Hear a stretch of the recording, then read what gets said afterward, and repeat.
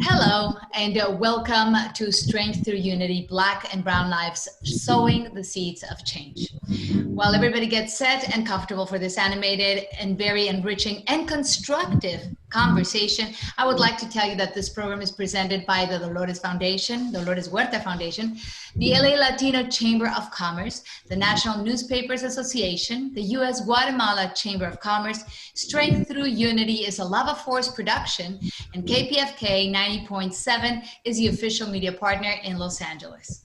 To all of you joining us from far and beyond, please feel free to continue to share and send your questions via the Q&A button below, and we will try to address as many questions as possible.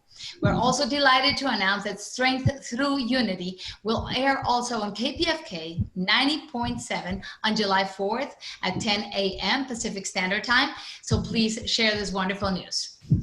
So in this virtual event, you will hear from activists, organizers, as well as corporate opinions on why racism still prevails, how it affects us all, citizens of this nation, and more importantly, how can we draw strength through unity from all of us? So we all have been witnesses of the ongoing abusive and the excessive use of force against Black and Brown lives. African Americans, and U.S. Latinos share the brutal history of discrimination in America. Black and Brown, as well as other minority groups, are the usual scapegoats when it comes to the economy going sour, corruption issues, even pandemics. So before we jump into the conversation, let's look at some of the facts. Racism in Hollywood and the media. Black and brown people of color are invisible on TV. There is a hard data collected recently which shows that Latinos represented only 3% of speaking roles in the top 100 films of 2016. At the LA Times, for example, the Metro Desk, of the nearly 90 journalists covering this beat, only one is a Black reporter.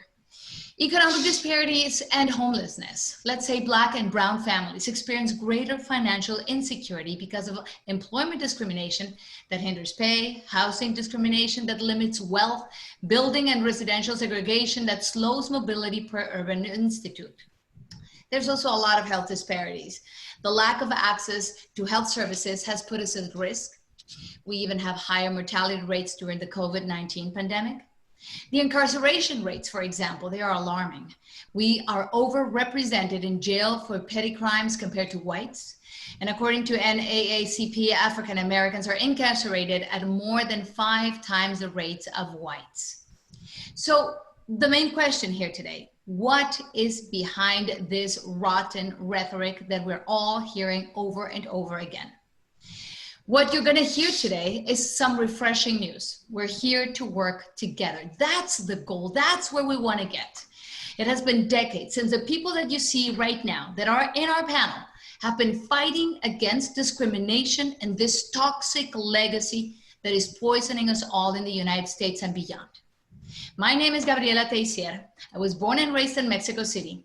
I am an immigrant. I'm a news anchor working for Univision, the leading Hispanic media company in the US, and I'm very proud to have been serving this thriving community for the past 18 years. Our panels, it's fantastic. The people that we are here to share with you are amazing. We're still waiting for Dr. Benjamin Chavis, who should be joining us shortly, of the Million Man March. Dolores Huerta, founder and president of the Dolores Huerta Foundation. Lydia Camarillo, president of the Southwest Voter Registration Education Project. Eva Plaza, former HUD Under Secretary, Fair Housing. Margret Prescod, radio host and executive producer at KPFK-FM, as well as author and activist. We have Gilbert Vasquez, Gilbert, chairman at the LA Latino Chamber of Commerce, and Kevin Harbour, president of the BizFed Institute. So first of all, ladies and gentlemen, let me share with you some of the guidelines that we need to keep here for our discussion. You know that we have an hour, but I would like to allocate some time at the end of this program so that we can address as many questions and answers as possible. So excuse me, please, if I interrupt you where you're delivering your very important messages. We sure want to hear each one of you. So let's start with Dolores Huerta. Dolores, We know that as an activist, you have been fighting this for a long time. When you saw these people taking it to the streets, calling again for racism to end in America, pretty much is the message that you've been hearing for decades. What was the first thing that crossed your mind?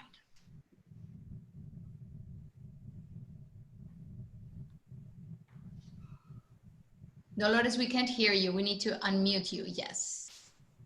To me, it was rather miraculous to be able to see so many young people out there marching, and then to see the makeup of the people that were marching, because it wasn't like in the civil rights movement where you had just Black people marching for civil rights and you had Latinos marching for immigrant rights. But here you had, and then the young Anglo people back in the 60s were marching against the Vietnam War because they didn't want to go to the service.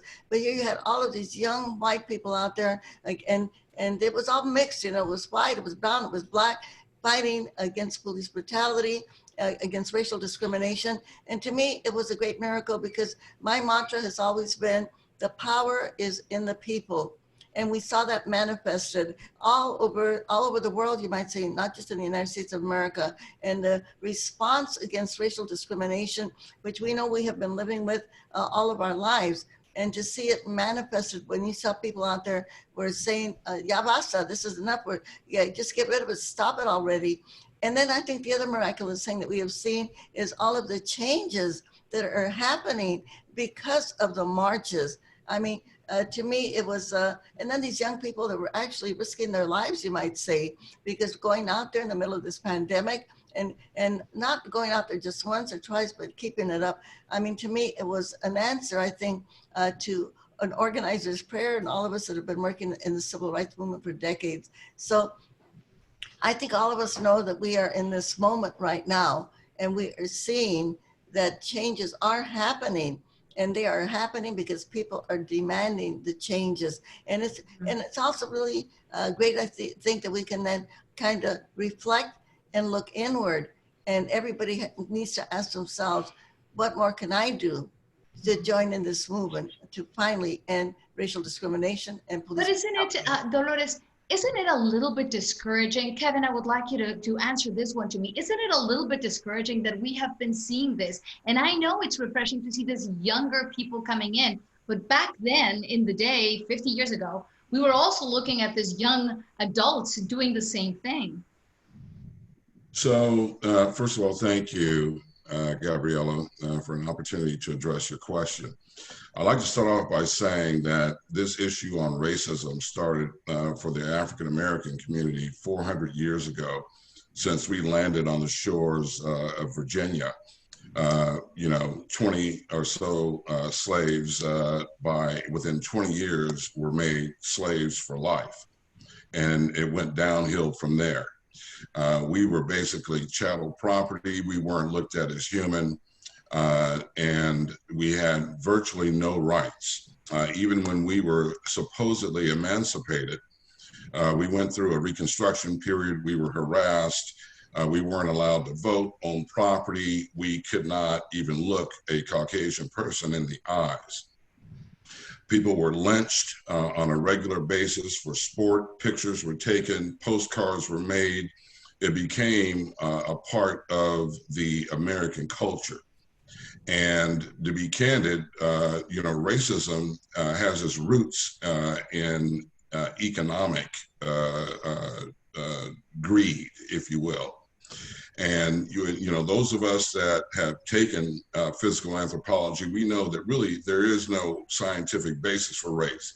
It's economic ambition that created race, and it has proliferated in this country, starting with the South, and then becoming the arm for picking cotton, which made the Southern states rich. They didn't want to give up that money. They didn't want to give up that culture that came out of that. And so, after we fought in World War I, World War II, Korean War, Vietnam, the students were able to, Brown versus Board of Education, and we began to get on campuses, and we had voices speaking on our behalf. We began to get on campuses. and we began to speak for ourselves. And that did not come without a penalty. And a lot of people want to ignore that. But the fact of the matter is that there was a lot of blood spilled. And very, very brave people had to go through a process of abuse and being terrified and harassed by organized homegrown terrorist groups.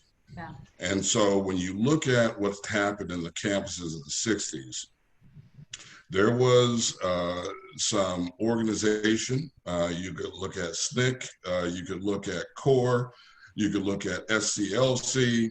These are the traditional and African American community organizations that began to protest, peaceful protests. But in '66, you had Huey Newton and Bobby Seale take it. And by the way, they started in Oakland on college campuses, all right? And it was the youth, all right? And they said, no more police brutality, no more. And that gave a lot of other people some bravery. Mm-hmm. So you had two ways of approaching this. One nonviolent, and one we're not going to stand for it anymore. Yeah. The one that became pretty much mainstream because COINTELPRO pretty much snuffed out the other one is a nonviolent approach. And on the college campuses is where this took place. Now I can speak for myself in the 70s. The interesting thing was that, you know, there were still issues around bias in learning. There were issues around housing in terms of, you know, covenants written on deeds that prohibited the sale of property to Black people, which is the primary wealth builder in this country. And Kevin, and also to Latinos still nowadays. So let me go back immediately to Dolores, and I want to ask you, Dolores, of this description that Kevin just gave us, you're looking at it as a Latino woman who actually was able to bring some groups together that seemed that they would never be able to work together. And so what was the magic there? Well, I don't think it's magic. It's just a question of reaching out. Everything that you described exactly is what's happening now. In fact, in today's world, we still see the impacts of racism. Our organization, the Dolores Huerta Foundation, we had to file a lawsuit against our current high school district. And this is happening all over the country, not just here in Bakersfield, California, which is something like Alabama, but all over the country, you see that the Black youth and Latino youth are being pushed out of schools, are being expelled, are being pushed out. We see, as was mentioned, the numbers of young Latino and Blacks that are being incarcerated. So we are kind of suffering the same impacts of racism that are alive and well today. And so when we think about what's happening now is that racism is being called out at every single level, and people are being called out, and people are scrutinizing and looking at different organizations. And what does your organization look like? What have you done to stop racism? And I think that is the call to action that is happening right now. Yeah. If I may interject just a second. Let me just do real quick this. I'm Gabriela Teissier. You're watching Strength Thru Unity live, airing on KPFK-FM 90.7, so-called Social Justice Pacifica station. And now Eva Plaza is going to address us. Eva, go ahead, please. Well, what I don't want it to be lost on us, the Latino community, the Latinx community in the United States, that we have a lot to learn from the Black civil rights movement. They have suffered horribly throughout 400 years. And now we are suffering. We're not slaves and we don't have the same history, but we are suffering just as much as them on any number of fronts.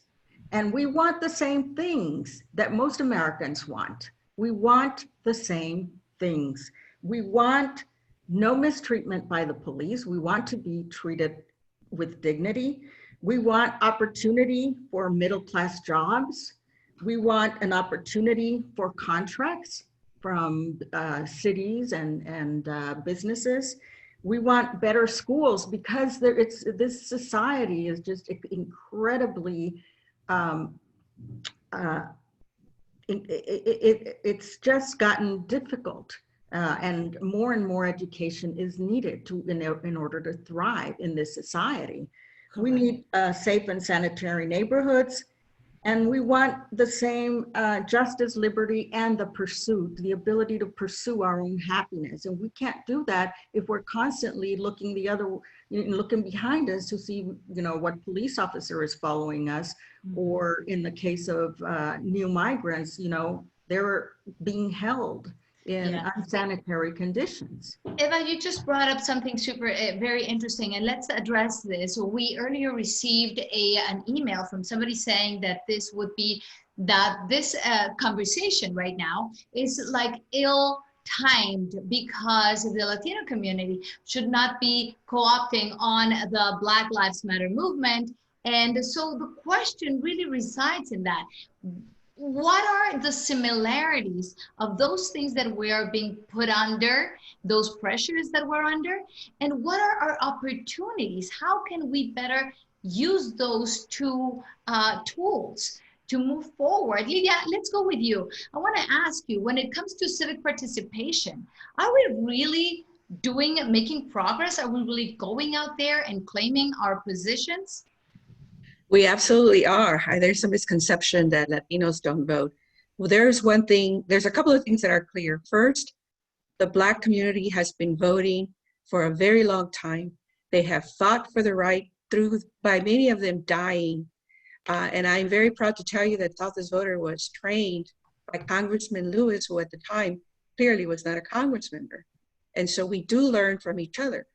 Southwest Voter was modeled after the NAACP Voter Fund, just like Maldiv was modeled from the NAACP Legal Defense Fund, and we can go on and on and on.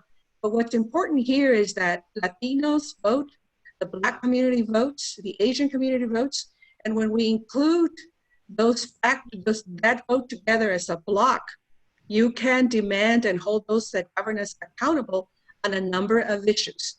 Whether it's housing, whether it's the immigration question, because we all know that those that are voting that are Latino are in fact U.S. citizens, either by birth or naturalization, but they are also using the immigration question as a litmus test, much like women do choice. We are also know two things that are very important for Latinos and other voters: jobs, and economics and education are very important to our communities. In fact, if there's a family of 4 and both the parents and the kids are working, then they care about the education because they understand that education is part of the upper mobility. If there's people in the family, the father or the mother or both that are unemployed, then the jobs becomes an issue for them. So they're equal in terms of importance. But think about this. There are 4.1 million Latinos that are registered to vote in California, and another 2 million that need to be registered, which if I may suggest that Southwest Voter has an app that you can call it and register online in California, in Arizona, in Wisconsin, in Michigan, and there can be a big difference. Yeah. You just said, Lydia, jobs, and of course that is going to bring wealth. Gilbert, let me ask you, of course you're representing the LA Latino Chamber of Commerce. Where do we stand today as African Americans and as Latinos in that realm? Where do we stand as business owners? Are we really taking our fair share? Well, thank you for having me here. We believe that racial injustice asphyxiates economic hope and opportunity. A good example of that is when I graduated from college 50 years ago, I could not get a job. Not just because I had a Spanish surname, I was Latino, but if you were any ethnicity, if you were a woman, impossible. Now we fast forward that today to what is going on in terms of opportunity. 40% Latino population in California, between all the ethnic groups, between 55 and 60%, less than 5% of the boards of directors, of procurement opportunities, of upper management are of those 3 groups. So people want us to be successful. They want us to have a flat level playing field. We need to have that access. That glass ceiling is more than a glass ceiling. It's a concrete barrier that doesn't allow us to compete fairly and therefore gain the economic strength and success that makes us a greater part of the community. So we are constantly, as a chamber, attempting to level that playing field. AB 962, which is Hospital Diversity Bill, just came into law this year. It requires hospitals to report annually on their diversity spend. That diversity spend right now is less than 1% for our communities, and yet we are providing, again, between 55 and 60% of their revenues. And this holds true with the private sector, holds true with government. So have all of these big consuming units, all of these units that provide economic opportunity. But the answer is no to us. And when I say no, it's the door is just cracked. And now we're talking about years and years and years. So we're hoping that with this George Floyd terrible incident, terrible tragedy, that again, that racial injustice that has existed will change and provide what we all want, which is this level playing field, economic hope, economic justice, success for everybody. So our chamber is constantly focusing on business success for everyone. Margret, you as an author, and I want to quote your book of Black Women Bringing It All Back Home. What Gilbert just said, and he referred to women, and then women of color, and then Latino women, and then on top of that, an immigrant, and maybe you don't even have documents. How does that affect a person's everything? Not only opportunity, but your own self-esteem. I mean, who you are. How does that hit you, Margret? Well, I am an immigrant and a face of immigration that one generally doesn't see. I grew up in the Caribbean region in a small impoverished village in Barbados, and my family, we were economic refugees. And I really want to mention that because people talk about political refugees, and then when you talk about people coming north or coming to the United States because of economic reasons, somehow that is seen as, well, less of a reason to come. The reality is that a lot of the wealth that we created in the Caribbean region, but also throughout south of the border, we don't necessarily see in our home countries. That wealth is somewhere else. And the issue of Barbados, of course, we were a British colony. So a lot of that wealth went to the UK. So in the book, Black Women Bringing It All Back Home, I made the case that all of us, if we're from the Caribbean, if we're from Mexico, we're from Latin America, we're from the continent, we have every right to be here, not only in the United States, but also in Europe. Because frankly speaking, our work, our wealth helped to build this empire. And I'm so glad to be part of this discussion. And also the question from the KPFK listener about if this discussion somehow co-opts what is happening right now. I happen to think that building Black-Brown unity, one of the most important things that we as a movement have got to do. If we don't do it, we are in deep trouble. If we just look at the population now at the United States, you look at the growth of the Latino, Latinx population in the United States, outpacing those of us who are of African descent. We also know that historically, when we came over, the brother spoke earlier, when we were brought over from Africa and brought to the Americas, that we really depended on indigenous people who helped us to survive. I really want to lift that up because we're talking now from Southern California and we are and I think it's important to acknowledge that. So I don't agree that this is a co-optation. I think it's a very important discussion, but I think we have to go a bit deeper. I think we have to face the reality on both sides. We have to face the reality that there are some in my community, in Black communities, that are talking about, well, you have all these immigrants coming over and taking our jobs, and all for the line of us being pitted one against each other. I also spent some time in Guatemala, in Venezuela, also in Peru.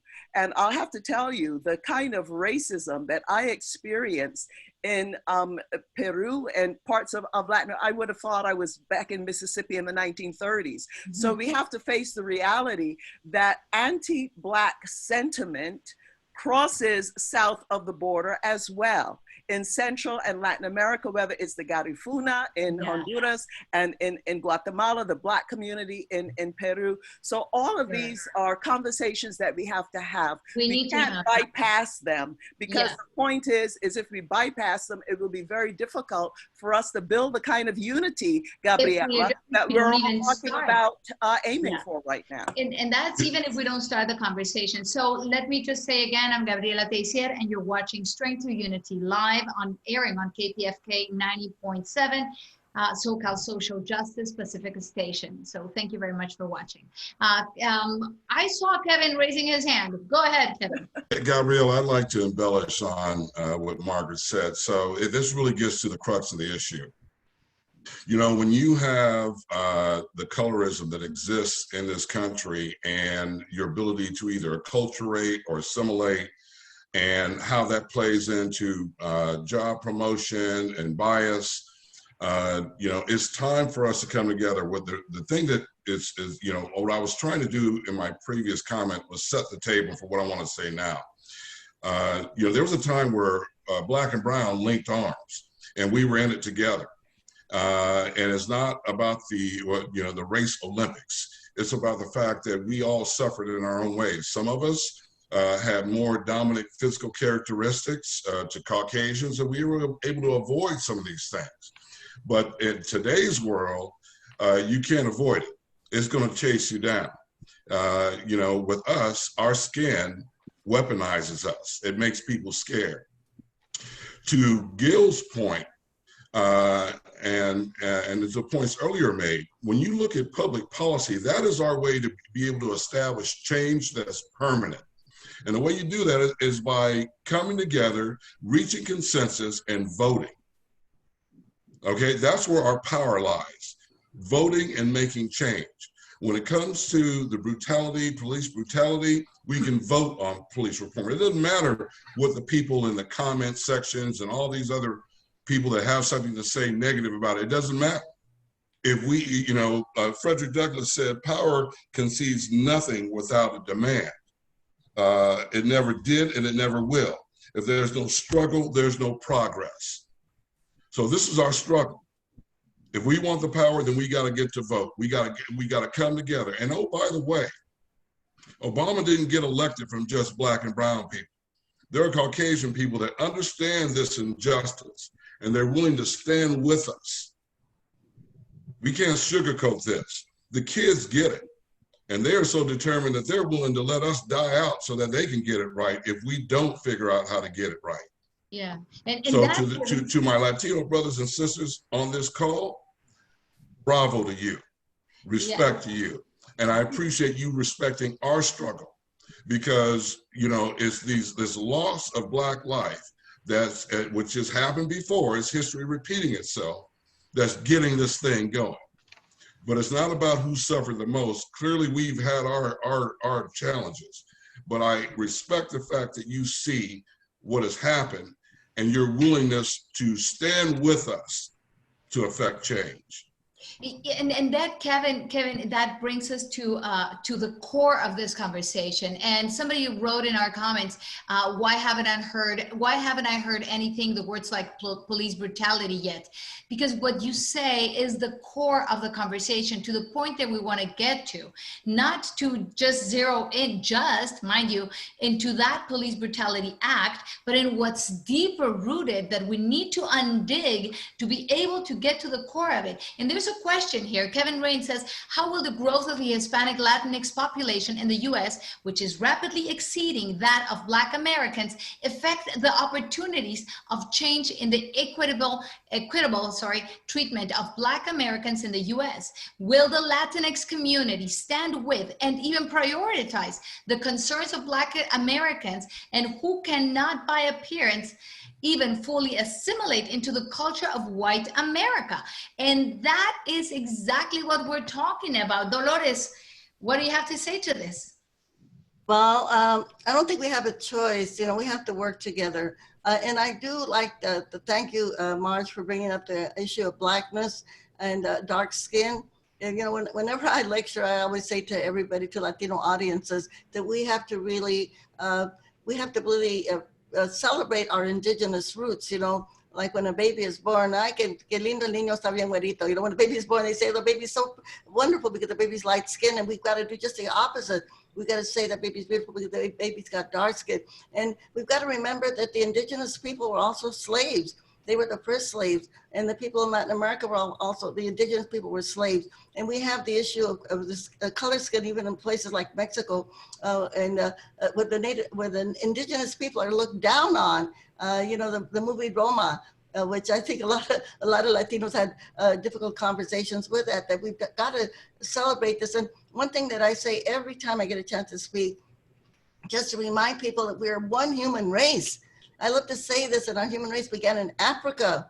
Our civilization, human civilization began in Africa, and all of us have in our DNA, we are all from Africa. And so I love to say this. I love to say this because we are all Africans of different shades and colors. And we can say to the KKK and those white nationalists and neo-Nazis, get over it, you're Africans already, okay? Let's stop it already. I would like to eliminate the word race and talk about ethnic groups. But I think that one thing I want to say about the present movement, in the 60s, the movements were about culture wars, about civil rights. This movement's got to be about economic rights. When we look at the University of California,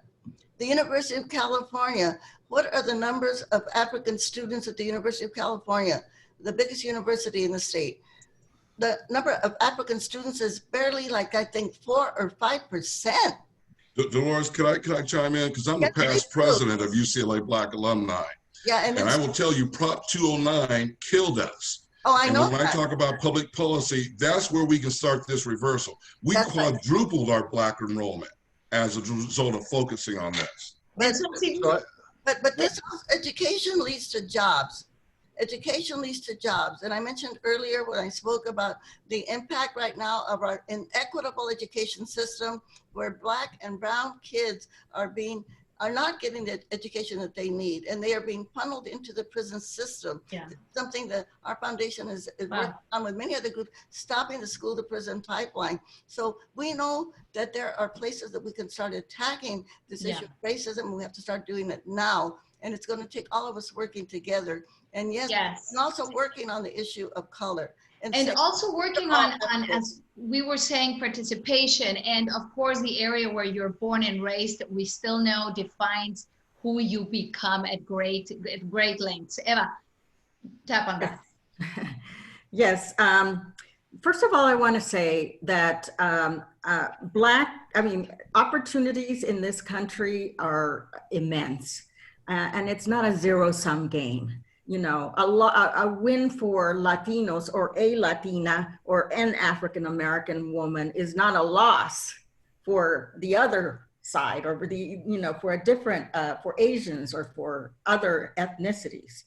And as for where you live, the question that you pointed out, it's so incredibly important because the income level of that neighborhood will define the resources that are allocated to that school system in that neighborhood.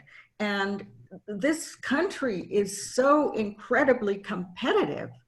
I serve on the board of the Harvard Club of Southern California, and I see what the kids who are trying to get into Harvard, what kind of preparation they have received.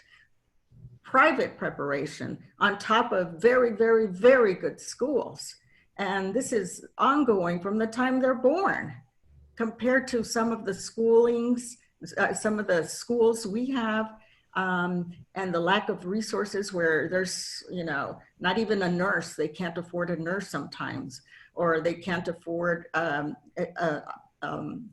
counselor that will tell them about applying to different colleges. The difference is immense. And this affects what they learn and what kind of job they can get once they graduate, because schools make a difference. And if you don't start with great preparation at the elementary school level, you're not going to stand a chance. And I see that over and over and over again with the people who are attempting to go to the Ivy League schools, for example. And the lack of mentors that are going to tell you, yes, you can, si se puede. No, the lack of people that are going to support you, the lack of figures that you're going to follow. Lydia, when it comes to politics, when it comes to that, I mean, Latinos have made a little bit of progress in this state, but I'm not sure that we're there yet as a nation. Well, let me start by saying that the day that we all feel that all our communities are treated with respect and dignity, perhaps we will have felt that we have arrived and that we got to where we want to get, to the promised land, if you will. We have a lot of work to do. There's systematic barriers in just about everything. We just finished in 2009 and 2010 with one of the worst economic downturns. People had their homes lost. Latinos and Blacks were the communities that felt it the worst. And then because of that unemployment, we lost hundreds and thousands of men and women that didn't re-register because they were trying to survive. That may happen again. But the death and murder, really the murder of George Floyd and others that have died, he passed away, he was killed in May 25th. We have already seen about 600 Latinos and Blacks that have been killed. Some that we can justify, or they can justify because they think that it's okay. But the videos and the television and the internet have allowed us to see the reality. It's police brutality, it's abuse, and it's structured as part of controlling our communities instead of us figuring out how we can have a world where we live and respect each other.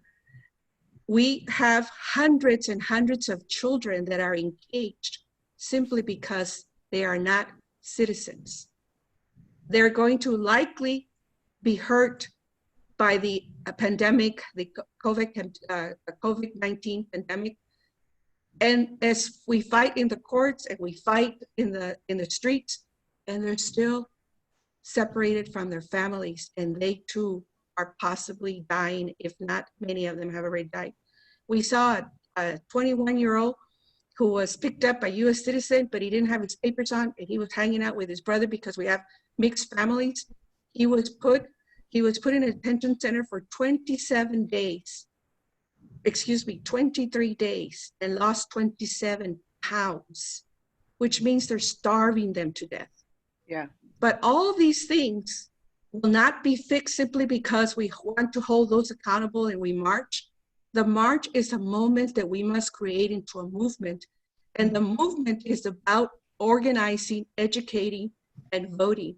With the vote, we can demand that we pass the DREAM Act, that we pass DPS, that we make sure that housing is truly affordable rather than unreachable, that we allow for what Middle America were able to do by using their home ownership as their way of building economic wealth, something that we're not seeing in this generation. Yeah. Generation X and Generation Z cannot begin to even think about those opportunities. And yeah, at some point, yeah, sorry.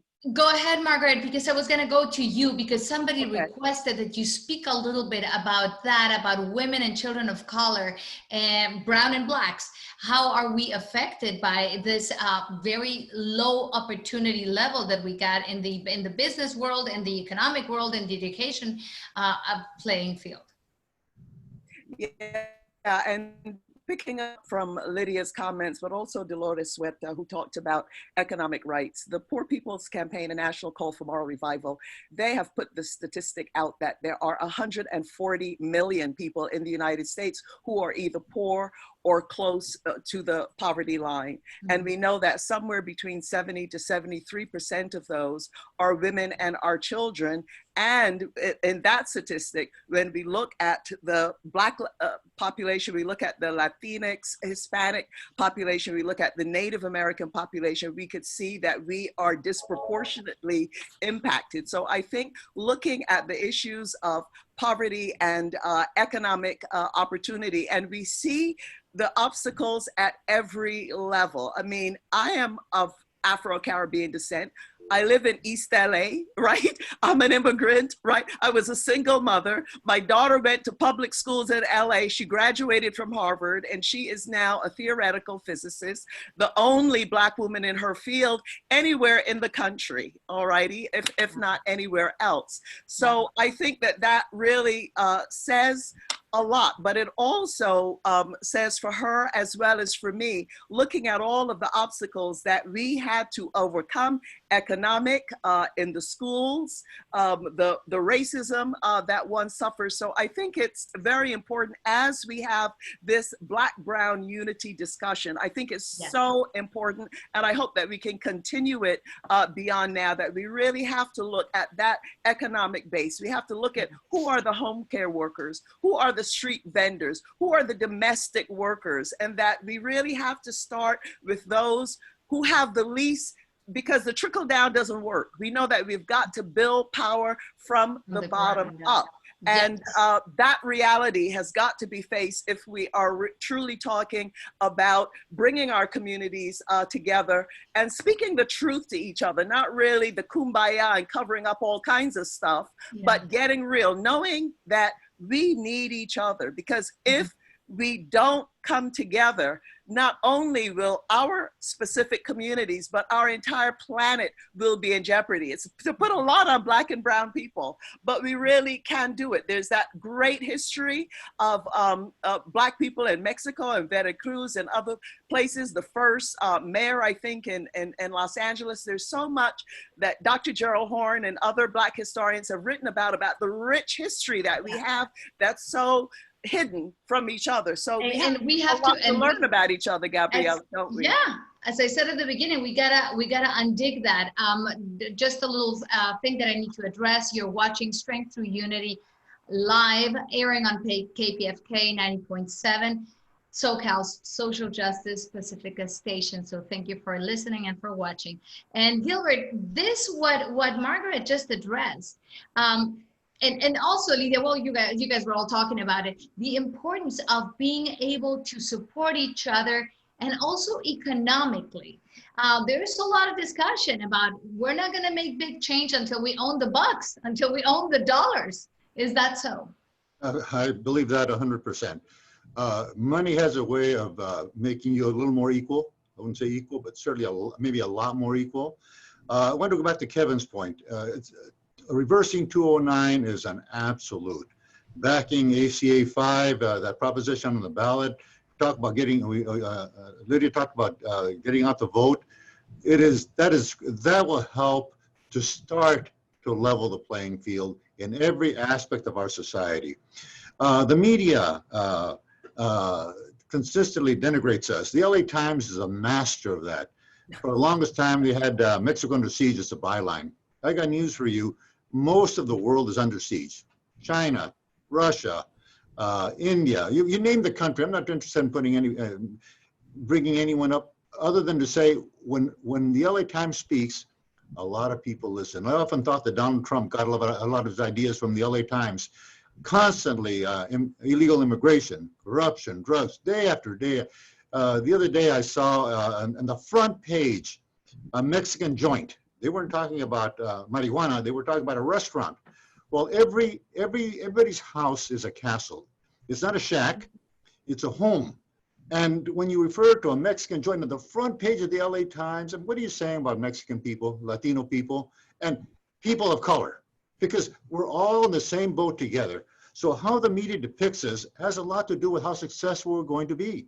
The way Hollywood depicts us, the lack of opportunity, the lack of the right opportunities, all of this has a bearing on employment, on opportunity, on the way people look at us. And you want to hire somebody that maybe you think is a gang member, or maybe he doesn't look quite the way you look. We always say that when we're applying for, when we're interviewing for opportunities, if the other side doesn't look like us, the chances of winning are pretty low. And so we need education to move forward in a greater manner. We need to have these students that are graduating I can tell you because I know the Latino numbers. We now have 250,000 students just in the UC system and in the Cal State system. But where are they going to go? Where are all of our ethnic minority people going to go once they graduate? They get a job, and hopefully it's not a minimum wage job. And I can tell you the Latino Chamber also fought on behalf of minimum wage, because it's at all of these levels. So to get us running start, you got to have a good education. You got to have an opportunity to get in there. Once you get out of college, you got to have a job that has no concrete ceiling. I wish it was a glass ceiling. It's a concrete ceiling. I'm gonna ask you there. I'm gonna stop you right there, Gilbert, because I have something that I want to ask you. It came up here in a question and answer box.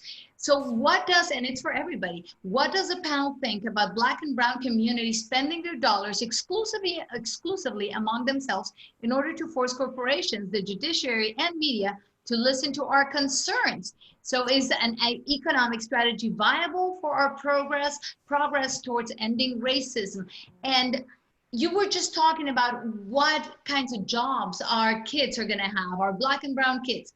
Are we, as a community, as a Black and brown community, are we pushing them in the right direction? Because I hear from Margret, yes, but if we continue to push them in the other direction, what are we doing as a community? Our cultural beliefs, our at-home rhetoric, what are we telling ourselves inside our homes? Well, I wish that we did that, but I don't think we do that as a community well enough. Other ethnic groups do that, but we do not. And if we did that, and we also were more, took a look at companies and their record of hiring, of discrimination, and focused on those groups, and maybe focus on one or two companies. The most successful boycott that the Latino and African American community had was Coors. Joseph Coors made a statement that Blacks were better off in America with chains than in Africa free.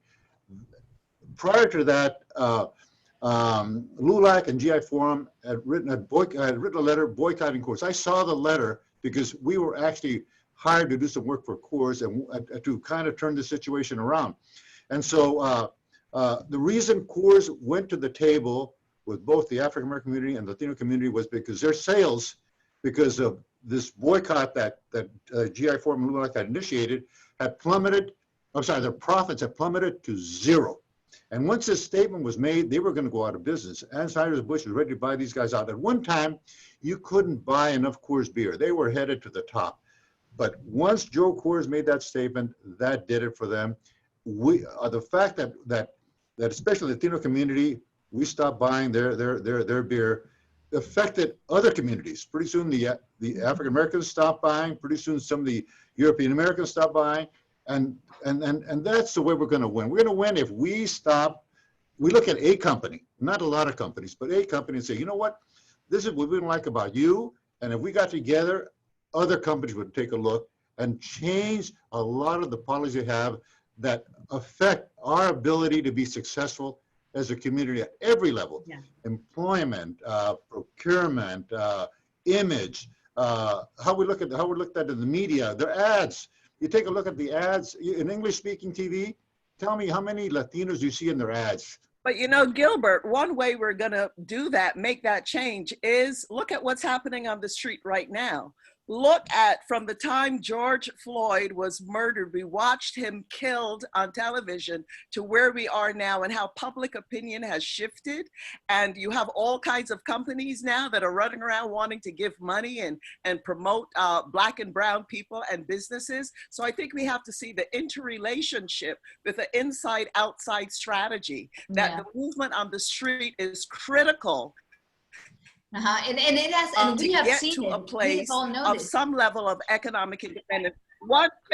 And one quick point too, I'm a mom and I want to put in a word from others, because being a mother was the hardest job I have ever done. And I'm sure there are a lot of my Latinx sisters who are listening right now who will agree with me on that. Even President Obama said that being a single mother, which I was the hardest job in the world. So I think when we're talking about work and jobs, we have to look now at the movement that's springing up in the US and around the world of people saying we need a care income. We have to look at how we define work, because we've got to change something in this society so that the caring of people and the planet are priorities, not dividing Black and brown people and, Yes.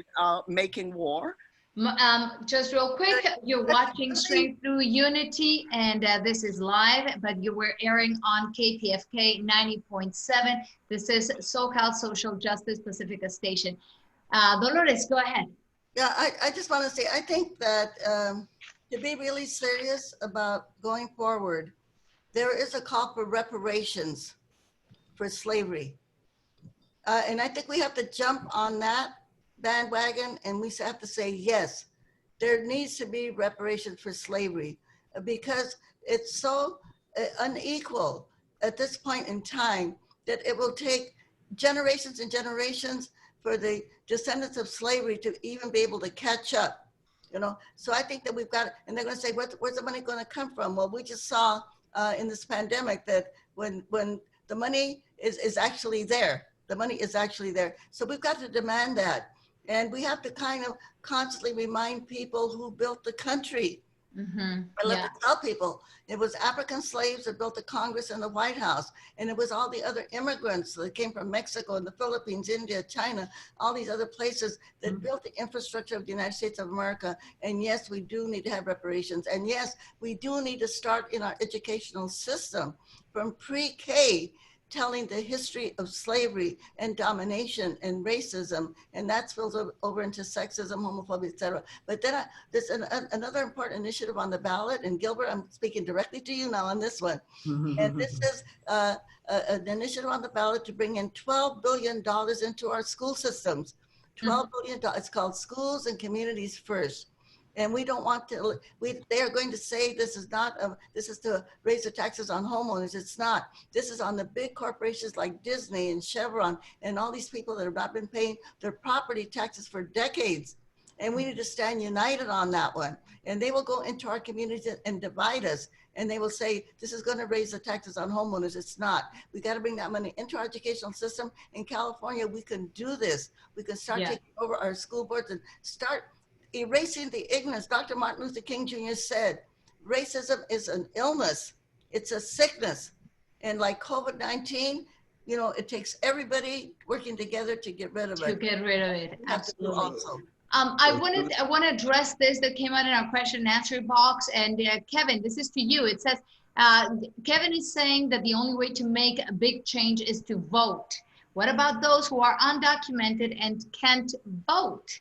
What about the voter suppression that we've been seeing the last few months since the pandemic, where people have to choose between the vote or get infected with COVID-19? So I'm not an expert on how to address the voting issues with undocumented workers. I don't know if I'm best suited. Maybe Lydia would probably be better for that. Yeah, go ahead, Lydia. But yeah, the question was for you. But let me answer. Yeah, go ahead. So when we talk about how to affect change, we have to talk about public policy. And the only way to deal with it is for us to help define and hold the assembly members, the senators, the congressional members accountable. We are the people. We define what we want, and they are supposed to represent what we want. We represent a voting bloc that can't be defeated, just numerically. We can't be defeated. So if we come together and agree on these things, right, we can vote into existence things that don't exist. So in answer to the question around undocumented workers, let's figure out what that means. Secondly, with Gil, one of the things, jobs are important, but business ownerships are more important. Business ownerships, as someone mentioned earlier, drives the level of education each community gets. We need better teachers. We definitely need more African-American males in the classroom. Okay, so there are a lot of things that we need to address, and voting is a way to get it done. It's not the only way, right?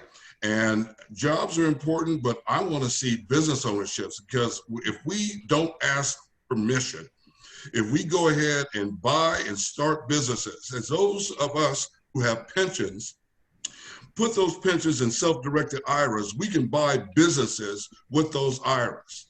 And maybe that means that, the parents downsize so that our children can get a leg up and create generational wealth. Yeah, That's what I'm into. Eva, go ahead. Yeah, one thing I also wanted to say regarding voting is there's the decision of Citizens United. Citizens United basically allows corporations to give great amounts of money to politicians. And unfortunately, what that does is it completely dilutes the power or the vote of the people, because many politicians, including our own politicians, Black and brown politicians, take from corporations. You know, they need their money to be able to be reelected or elected to begin with. So there's coalitions, not just amongst Black and brown, but amongst other well-meaning organizations, like the organization that's trying to bring down or change Citizens United. Can I add just very quickly, I know we're almost out of time. There is strategies that we have learned through history on how to organize, whether it's UFW's grapes boycott that I remember boycotting when I was 18. I wasn't completely sure why I was doing it, but UFW said to do it, and we did it. For you. and whether it's marching and the marches that we've seen not only through our history, whether it's during the Civil Rights Movement, the death of the children that were killed by guns, and most recently the murders that we have seen. All of that is important, but let's not forget that we have to define our policies, but policies will not happen unless we have people who will vote and act in our interest. So with this election, if you can vote, vote. If you cannot vote, you can organize, you can boycott, you can organize, but take the opportunity to be part of a process that allows us to move forward. Remember that as Latinos, $2.3 trillion is what makes our GDP. That's a lot of dollars. People listen to the dollar, the vote, organizing lawsuits and marches, and not all necessarily in that order, but it's part of what we have done through our history, and we will continue to fight for progress, for justice, and we will insist in being at the table and being part of the decisions, not being part of the menu. Recuerden que su voto es su voz. Oh, that is so beautiful. At the very end, we get this question. The white community appears to have woken up to the injustice Black Americans experience at the hands of police. And it continues. And I want to thank all the panelists. Before I close, I want to know if Dolores Huerta can tell us a little bit, just one sentence. Give me one-liner, Dolores. Public campaign reform. We have to take the money out of politics so that progressives can run and win. And that way, Citizens United, that Supreme Court decision will not affect us. And that's something that we can all advocate for and that we can get through voting. Margret, your one-liner. Well, we have to deal with the fact that the Voting Rights Act has been gutted. There's been a lot of talk about voting here. I think we also have to look at the reality of what's happening with youth on the street and how important they see voting, so that we've got our work cut out for us. Your one line, please. Kevin, you're up. My one line. No more excuses. Let's take control of our destiny. Let's build consensus, and let's take what belongs let's take what we feel we can achieve. Eva, your one line, please. Yes, we have to come together, Blacks, Browns, Yellows, Asians, and people of good faith in the white community. We have to come together, and we're not co-opting or in any way hurting the Black Lives Matter movement. Together we can accomplish a lot of things, and together we have huge, huge voting power and huge buying power. So we need to do that. And I hope we continue to talk about these issues. Yes, Gilbert, your one line, please. I got seconds. We don't hear you, Gilbert. Sorry, you're muted. Lydia, take it on, and then we'll go back to Gilbert. Go ahead. The future is in our hands. Let's organize, let's unite. United together, we can make a difference. And let's Thank you, not Lydia. forget anyone. Gilbert. You need vigilance, surveillance, and that requires metrics and goals. That's what Margaret was referring to. How do we do it long term? We measure people, we measure companies, we measure results. Thank you very much for watching. Strength Through Unity is a Lava Force production. KPFK is the official media partner. I thank everybody for joining us, and I remind you that this will air also on KPFK 90.7 on July 4th at 10 a.m. Pacific Standard Time. Join us then. Thank you very much all for participating. This was good. Let's do it again. Thank you. For hugs.